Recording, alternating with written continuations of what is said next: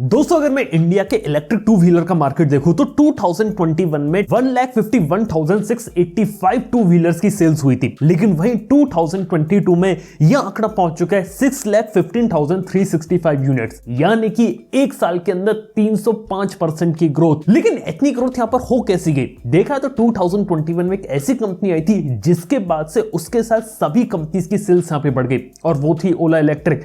और बात करें 2022 में किस कंपनी ने कितनी गाड़ियां बेची है, यहां पे जो टीवीएस की iQube आती है वो बिकी है 46,227 यूनिट, एथर ने बेची 51,749 यूनिट्स, एम्पियर की बिकी है 79,855 यूनिट्स, हीरो इलेक्ट्रिक की बिकी है 97,816 यूनिट्स, ओकिनावा की बिकी है 1,01,682 यूनिट्स और ओला इलेक्ट्रिक ने बेची 1,09,250 यूनिट। ये जो डेटा मैंने आपको बताया ये लिया गया है वाहन पोर्टल से, यानी कि ये वो गाड़ी है जिनका आरटीओ में रजिस्ट्रेशन हो चुका है। लेकिन देखा जाए तो इस सबके अंदर ओला इलेक्ट्रिक काफी इंटरेस्टिंग कंपनी निकल कर रही है। मतलब कि अगर एक साल पहले तक देखे तो इस कंपनी के बारे में बहुत सारी नेगेटिव चीजें थी। लोग कहते थे इतनी जल्दी इसने प्रोडक्ट कैसे निकाल दिया, अब देख यहाँ पे रखा था। और उसके बाद से लगा कंपनी में कुछ फैक्ट्री भी जाकर देखी और एग्जैक्टली पीछे जाकर देखा काम कैसे होता है और बिहाइंड द सीन स्टोरी में आपको बताने वाला हूं। देखो सबसे पहला आरोप जो ओला इलेक्ट्रिक के ऊपर लगा था वो लगा था कि ये नीदरलैंड की कंपनी जो कि एटरगो है उसको उठाकर ले आए, यानी कि एटरगो कंपनी ने ओला इलेक्ट्रिक ने खरीद लिया तो वही स्कूटर जो वहां बेच रहे थे वो इंडिया में लेके आ रहे हैं। हालांकि एटरगो कंपनी को लिया गया था लेकिन ये एटरगो स्कूटर रीब्रांडेड नहीं है। यहाँ पे मैंने पता लगाया तो ओला इलेक्ट्रिक और एटरगो स्कूटर में सिर्फ 3 चीजें हैं जो कॉमन है।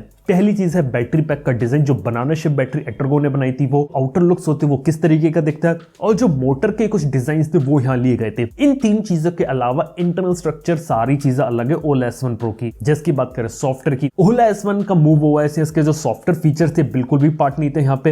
यहाँ तक की बात किया तो BMS जो बैटरी मैनेजमेंट सिस्टम होता है वो ओला ने यहाँ पे डेवलप किया। इंटरनल जो डिजाइन होता है व्हीकल का वो यहाँ पे चेंज किया इन्होंने। यहाँ तक की बात किया तो ना रेंज ना टॉप स्पीड कोई भी चीज यहाँ पर मैच नहीं करती एटरगो और ओला S1 में। बेसिकली उन्होंने एटरगो का स्कूटर लिया और उसके अंदर हेवीली मॉडिफिकेशन करे, इंडियन कंडीशन और यहाँ के हिसाब से फीचर्स को डेवलप किया ताकि इस स्कूटर को यहाँ पे बनाकर बेचा जा सके। और देखा जाए तो ऑलरेडी एग्जिस्टिंग प्रोडक्ट के ऊपर काम करने से उन्होंने 1.5 साल के भीतर अपने प्रोडक्ट को यहाँ पे मार्केट में निकाल दिया। सिर्फ इसका बेनिफिट यहाँ पर ये था। लेकिन आने वाले जो फ्यूचर प्रोडक्ट्स हो रहे हैं ओला के वो इन हाउस यहाँ पे डिजाइन करें, चाहे हम उनकी कार या मोटर बाइक किसी प्रोडक्ट के बारे में बात कर ले। लेकिन इसके बाद जाके बात करें तो ओला के बारे में एक और नेगेटिव चीज आई थी जब उसके ऊपर हुआ था फायर इंसिडेंट। और उस इंसिडेंट को इतना ज्यादा कवरेज मिला था कि उसके बाद जितने भी इलेक्ट्रिक स्कूटर ब्लास्ट हुए सबके अंदर उसी इंसिडेंट की फोटोग्राफ लगी। लोगों को लगता है कि जितने स्कूटर्स में आग लगी सबके सब ओला के थे। एग्जैक्टली में ऐसा नहीं है। यहाँ पे देखा है तो ओला के एक ही स्कूटर में फायर लगी थी, वो था वहां पे पुणे का। उस स्कूटर के ओनर से यहाँ पे कांटेक्ट करने की मैंने कोशिश करी थी लेकिन यहाँ पे कांटेक्ट नहीं हो पाया। लेकिन एक बात पता चली, उस इंसिडेंट के बाद ओला ने उसे एक नया स्कूटर यहाँ पे प्रोवाइड भी किया था। और यहाँ तक की बात किया तो उस ओनर का भी एक्सपीरियंस यहाँ पे काफी ज्यादा अच्छा है। हालांकि बात किया तो उसके बाद से ओला ने कुछ स्कूटर्स को रिकॉल भी कर लिया यहाँ पे। और एक बात यहाँ पर पता चली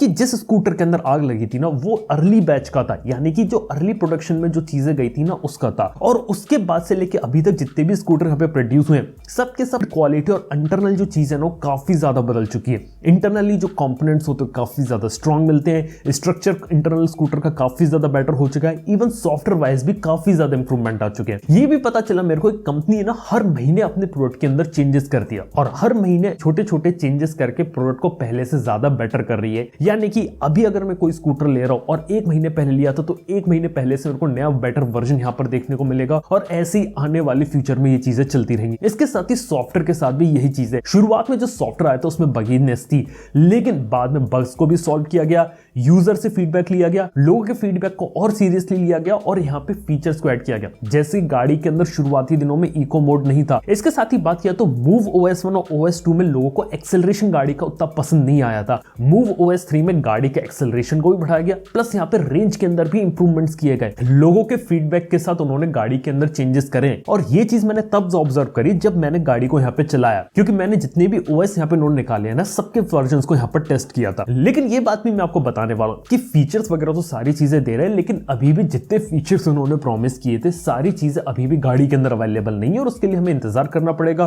और कुछ इंपॉर्टेंट फीचर्स तो अभी भी बीटा स्टेज के अंदर है, जैसे प्रॉक्सिमिटी अनलॉक या हिल होल्ड की बात करें वो। लेकिन गाड़ी अगर इनकी चलो मान लो इस तरीके से बेटर हो रही थी तो इनकी सेल्स के अंदर बीच में ड्रॉप क्यों आया था? अगर मैं यहाँ पे ओला इलेक्ट्रिक की सेल्स के बारे में बात करें तो अराउंड जून के महीने से लेकर अगस्त के महीने के बीच इनकी सेल्स बहुत ही ज्यादा ड्रॉप हुई थी और उसके पीछे का एक रीजन बताऊं क्या था? वो था यहाँ पे इनके स्कूटर की प्राइसिंग इंक्रीज होना। अगर आप लोग को मालूम है कि मई के बाद से इन्होंने अपनी ओला S1 Pro की कीमत 1,30,000 रुपए से बढ़ा के 1,40,000 कर दी थी, और ऊपर से मार्केट में एक सस्ता मॉडल जो ओला S1 था वो मार्केट में अवेलेबल था ही नहीं। तो कुल मिला के ये अपना एक महंगा एक ही स्कूटर यहाँ पे बेच रहे थे। और इंडिया में बात है कि प्राइस सेंसिटिव मार्केट है, और जब यहाँ पे प्राइसिंग ज्यादा हो जाती है तो लोग उस चीज को काफी ज्यादा अवॉइड करने लगते हैं, और यही इनकी सेल्स के अंदर दिखा था। लेकिन जब इनको ये चीज समझ में और कीमत दोबारा से 1,30,000 कर दी, तब ये चीज बिकना शुरू हुई। इसके बाद से जब इन्होंने ओला S1 को रीलॉन्च किया जिसकी कीमत 1 लाख रुपए थी, और वो यहाँ पर मार्केट के अंदर तुरंत हिट हो गया। और अभी अगर हम यहाँ पर देखें तो यहाँ पे ओला S1 यहाँ पे ज्यादा बिकता है as compare to S1 Pro। सिर्फ S1 की सेल्स के दम पर ही ओला यहाँ पे नंबर 1 खिसक पाई है, क्योंकि वो एक ऐसा प्रोडक्ट है जिसकी कीमत 1 लाख है, लेकिन वो 1 लाख रुपए के हिसाब से वैल्यू फॉर मनी है,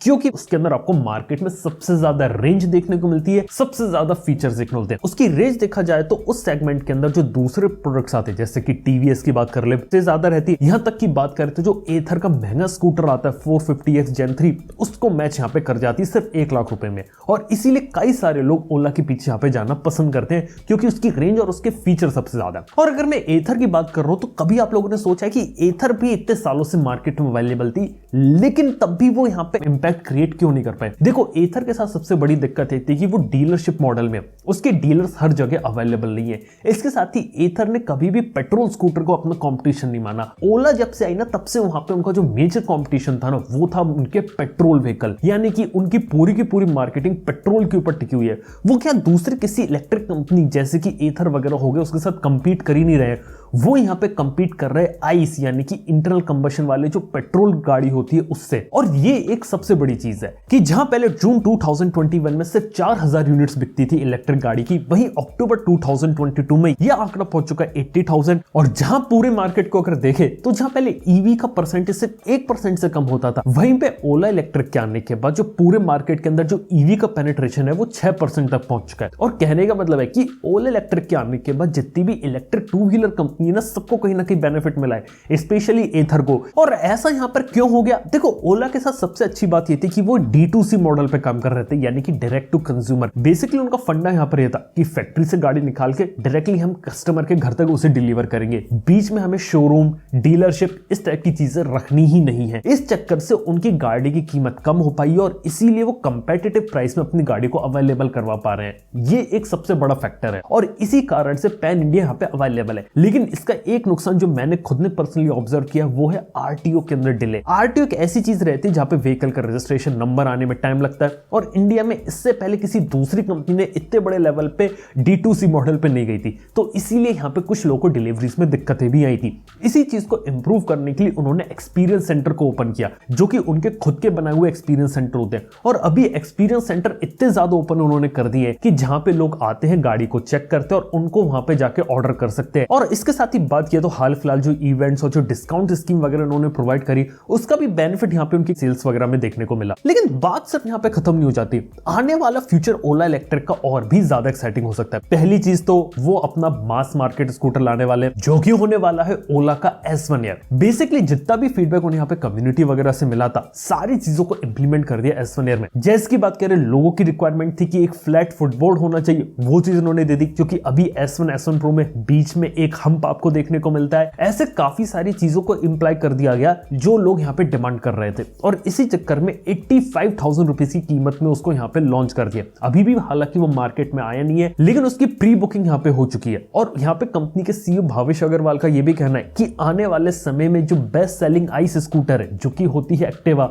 ये प्रोडक्ट कहीं ना कहीं उसको भी यहाँ पे बीट कर सकता है। तो एक बेनिफिट ओला के साथ ये कि यहाँ पे कोई भी ऑटोमोबाइल कंपनी इंडिया के अंदर सेल मैन्युफैक्चरिंग की बात नहीं करती, लेकिन ओला इलेक्ट्रिक ने यहाँ पे सेल बनाने की बात करी। उन्होंने अपना खुद का बनाया हुआ सेल दिखाया और ये भी बोला कि 2023 के एंड तक वो अपनी इंडिया में गीगा फैक्ट्री भी खड़ी करेंगे। अब देखा तो इस फैक्ट्री से ये लोग सेल निकाल के अपनी गाड़ी के अंदर भी लगाएंगे, प्लस दूसरे लोग को भी बेच सकते हैं। क्योंकि बात करें तो ओला इलेक्ट्रिक उन 3 कंपनी में से एक है जिसके पास आज के समय में PLI स्कीम है इंडिया में गीगा फैक्ट्री ओपन करने के लिए। यहाँ पे देखा जाए तो एक रिलायंस है जो यहाँ पे गीगा फैक्ट्री बिल्ड कर रही है, एक आपकी राजेश एक्सपोर्ट से वो बिल्ड कर रही है, और तीसरी आती है ओला इलेक्ट्रिक, जिसने ऑलरेडी अनाउंस कर दिया कि वो अपनी गीगा फैक्ट्री यहाँ पे बिल्ड करेंगे। और इसका एक इंपैक्ट यहाँ पर ये पड़ेगा कि जहां बैटरी सेल के लिए अभी हमें डिपेंडेंसी दूसरे देशों के ऊपर रखनी पड़ती ना, वो यहाँ पे खत्म होगी। लेकिन सिर्फ इतनी ही बात नहीं है, इलेक्ट्रिक गाड़ी के बारे में खास चीज होती है और वो होती है प्रोटोटाइप से रिसीव प्रोडक्शन स्टार्ट। और प्रोडक्शन इन्होंने हाई एंड करने के लिए ऑलरेडी इनके पास फ्यूचर फैक्ट्री है जिसके अंदर वो अभी टू व्हीलर्स को बना रहे हैं और उनका कहना है कि सबसे ज्यादा टू व्हीलर्स बनाएगी। लेकिन बात किया तो ये सिर्फ ओला का स्कूटर ओला S1 ही नहीं बनाएंगे। अभी एक आइडिया मिल चुका है कि इनकी यहाँ पर एक प्रीमियम बाइक भी देखने को मिलेगी 2023 के अंदर ही। शायद कीमत 2 लाख रुपए के ऊपर हो, लेकिन वो बाइक भी वो वहां बनाएंगे। और फ्यूचर में यानी कि अगले साल ये एक और बाइक निकालेंगे जिसे शायद ज्यादा लोग अफोर्ड कर सके और उसकी कीमत शायद यहाँ पे 1.5 लाख रुपए के आसपास कर सकते हैं। ऐसी बात करें तो कार को लेके भी इनके प्लान है जिसको वो हाल फिलहाल टीज करते रहते हैं। लेकिन एक बात यहाँ पर ये कि जो कार ये लोग बनाएंगे ना, पहली कार जो 2024 में निकालेंगे वो होगी इनकी प्रीमियम सेडान कार। उसके बाद एक प्रीमियम SUV पे जाएंगे। लेकिन जो मास मार्केट सबके लिए गाड़ी आती है जिसकी कीमत शायद 10 लाख रुपए के आसपास हो सकती है, वो आपको अगले साल यहाँ पर देखने को मिले। तो कहने का मतलब है कि ओला इलेक्ट्रिक जैसी कंपनी यहाँ पे आसान तरीके से रुकने नहीं वाली और बहुत सारी चीजें इन्हें यहाँ पे करनी है। अभी हमने बहुत ही कम चीजें इसके हिसाब से देखी है। देख के ऐसा लगता है कि काफी अच्छे कॉम्पिटिशन देखने को मिल सकता है। टू व्हीलर में तो ऑलरेडी दे रहे हैं, फोर व्हीलर वाले सेगमेंट में भी अगर देना शुरू कर दे तो बहुत ही अच्छी चीज होगी। लेकिन सारी बातें यहाँ पे खत्म नहीं हो जाती। ये लोग बहुत सारी चीजों पे काम कर रहे हैं। हाल फिलहाल उन्होंने एक AI कंपनी को भी एक्वायर किया था जो कि सेल्फ ड्राइविंग की टेक्नोलॉजी डेवलप करती है। तो इस टाइप की कुछ चीजें यहाँ पे इंप्लीमेंट करेंगे। लेकिन यहाँ पे एज अ कंज्यूमर भी मैं कुछ चीजें बता सकता हूँ जहां पे कंपनी को काम करने की यहाँ पे जरूरत है। और सबसे पहली चीज होती है चार्जिंग इंफ्रास्ट्रक्चर। इन्होंने बोला कि ओला के हाइपर चार्जर्स लगेंगे, लेकिन मार्केट में इनकी 1 लाख से ऊपर गाड़ियां है, लेकिन एक्टिव हाइपर चार्जर 1000 भी यहाँ पर नहीं है। मेरे यहाँ से जो नजदीकी हाइपर चार्जर है ना, वो है 120 किलोमीटर की दूरी पे। इस तरीके से देखा जाए तो चार्जिंग इंफ्रास्ट्रक्चर पर भी काम करने की जरूरत है जहां पे लोग जाके अपनी गाड़ियों को चार्ज कर सके। ये एक बहुत ही बड़ी चीज होती है किसी भी इलेक्ट्रिक गाड़ी के लिए। इसके साथ ही अगली चीज है कि सॉफ्टवेयर के अंदर सारे फीचर्स को प्रोवाइड करना। इन्होंने अनाउंस किया था कि लॉन्च के टाइम पे सारी चीज अवेलेबल होंगी, लेकिन लॉन्च को 1 साल हो गया। लेकिन अभी भी देखा जाए तो सारी चीज अवेलेबल नहीं हो पाई है और कुछ फीचर्स अभी भी बीटा स्टेज के अंदर है। उम्मीद करते हैं कि मूव OS 4 तक सारी चीजें प्रोवाइड करे और एक स्टेबल वाली की ऐसी चीजें जिन्होंने अभी तक प्रोवाइड नहीं करी। देखो 1 साल से समय से लोगों के पास गाड़ी है, लेकिन अभी भी साइड फुटरेस्ट होता है गाड़ी के साथ, वो अभी भी देखने को नहीं मिलता। सेंटर स्टैंड अभी भी गाड़ी के अंदर नहीं है और इससे मैं नहीं जितने भी 1 लाख कस्टमर्स हैं उन्हें भी कहीं ना कहीं इसकी रिक्वायरमेंट लगी होगी। और इसके साथ ही आफ्टर सेल सर्विस भी एक ऐसी चीज है जिसको और थोड़ा और इंप्रूव करने की जरूरत है। यहाँ पे ओला इलेक्ट्रिक इंडिया में नंबर 1 प्लेयर यहाँ पर बन गया है, लेकिन देखना है कि फ्यूचर में नंबर 1 प्लेयर बना रहता है और देखना है कि इनके जो फ्यूचर प्रोडक्ट्स आते हैं जैसे कि S1 एयर हो गया, वो लोगों को कैसा पसंद आता है, बाइक होती है उनकी वो कैसी होती है, कार इनकी कैसी होती है। क्योंकि वादे इन्होंने बहुत बड़े बड़े कर दिए, लेकिन एग्जैक्टली में जब तक सारी चीजें इनके सामने नहीं आ जाती तब तक हम इसके बारे में ज्यादा कुछ नहीं कर सकते। इलेक्ट्रिक टू व्हीलर के अंदर अब इस समय उन्होंने एक ऐसा प्रोडक्ट यहाँ पे बना दिया जिसे हम यहाँ पे रिकमेंड कर सकते हैं। देखते हैं आने वाला जो फ्यूचर होता है वो ओला इलेक्ट्रिक का यहाँ पे कैसा रहता है। बाय द वे, आपका अगर कोई एक्सपीरियंस है ओला इलेक्ट्रिक के साथ, नीचे कमेंट बताना ना भूलना। ये बात वीडियो अगर आप लोगों को पसंद है लाइक करना, शेयर करो, सब्सक्राइब करो चैनल को अगर नहीं किया है तो। थैंक यू आपको वीडियो देखने के लिए। मैं आपसे मिलता हूँ नेक्स्ट वन के अंदर। Good bye.